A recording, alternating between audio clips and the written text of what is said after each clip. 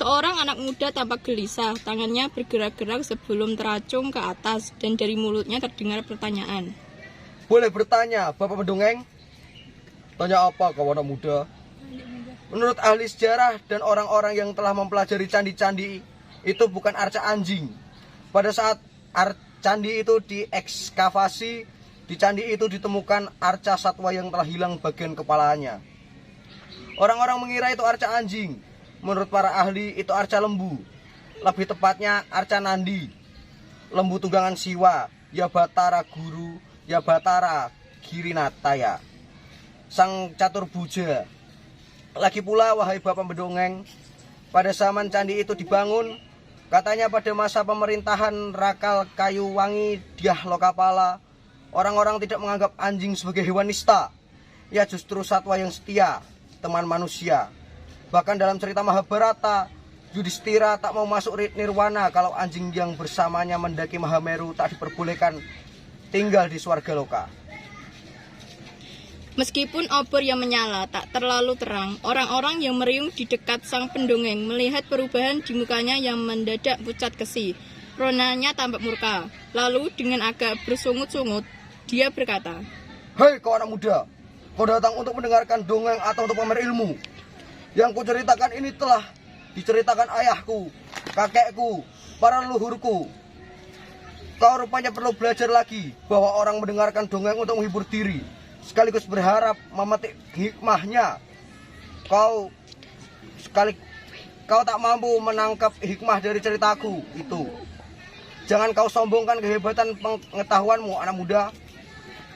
si anak muda yang berbicara tentang arca Nandi itu tampak ingin membuka mulut lagi. Tapi orang di sampingnya yang lebih tua segera menyergahnya dengan hadirkan. Loh. Kau jangan merusak suasana orang mendengarkan dongengan. Pergi saja kalau kau tak suka. Tapi si anak muda tetap di tempatnya dan kata-katanya keluar lagi. Bahkan lebih lantang dari sebelumnya. Cerita Bapak Pendongeng tentang Dewi Dani itu menistakan perempuan. Cerita itu pasti lahir dari seseorang yang sejak di dalam pikirannya telah menistakan perempuan. Kenapa hanya yang perempuan yang dihukum?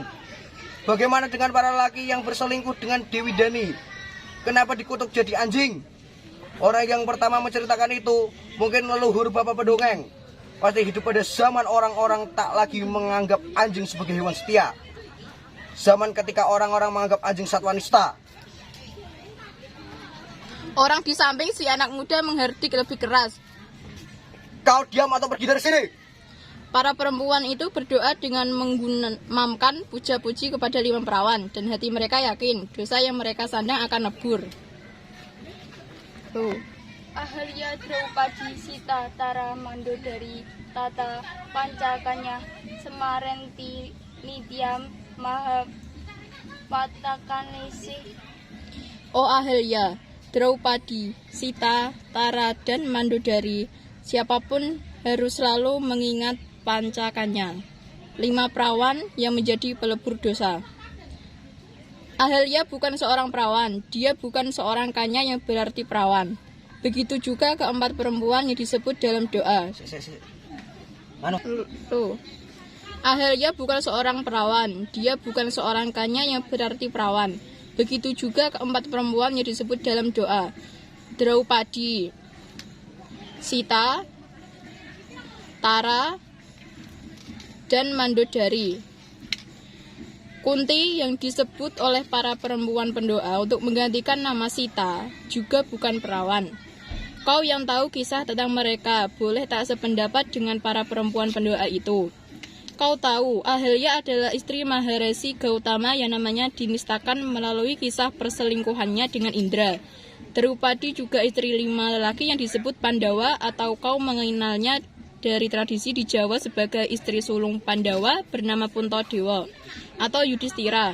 Sita, kau membacanya dari teks Ramayana yang legendaris itu. Sebagai istri Rama yang tak luput dari tuduhan telah diperkosa Rahwana. Tara adalah istri Subali yang lalu diperisti oleh saudara suaminya, Sugriwa.